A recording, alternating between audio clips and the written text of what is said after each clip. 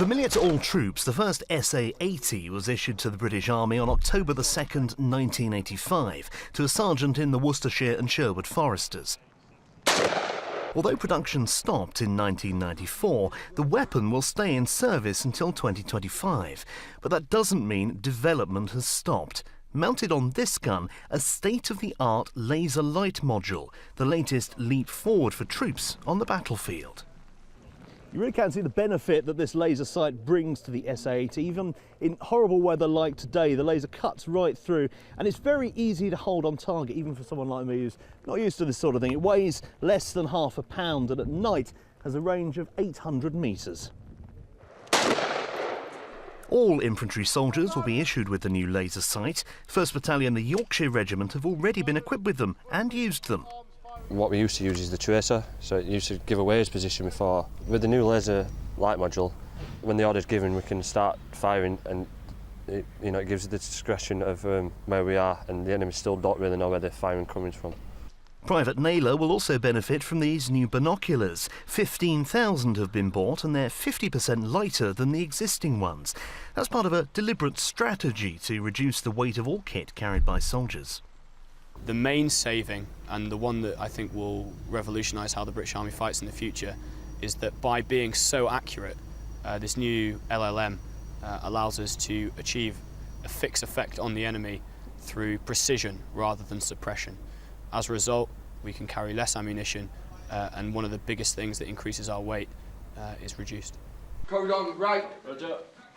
It's pitch black, but the soldiers are able to move through and clear this area.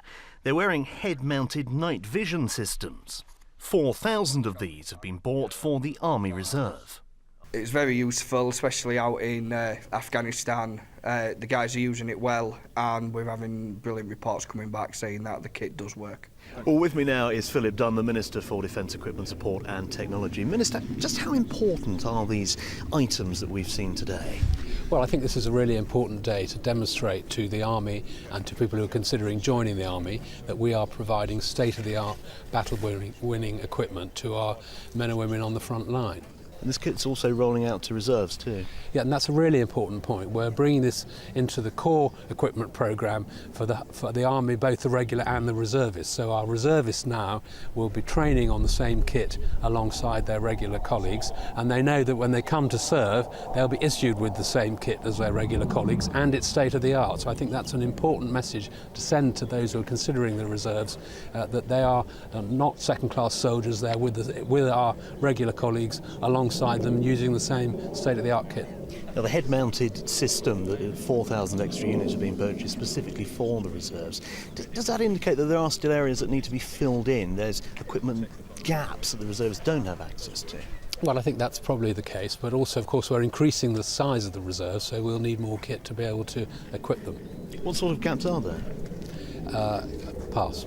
And finally, Minister, if I may, how confident can we be they really will stand up to the job? Because we have seen issues with procurement in the past.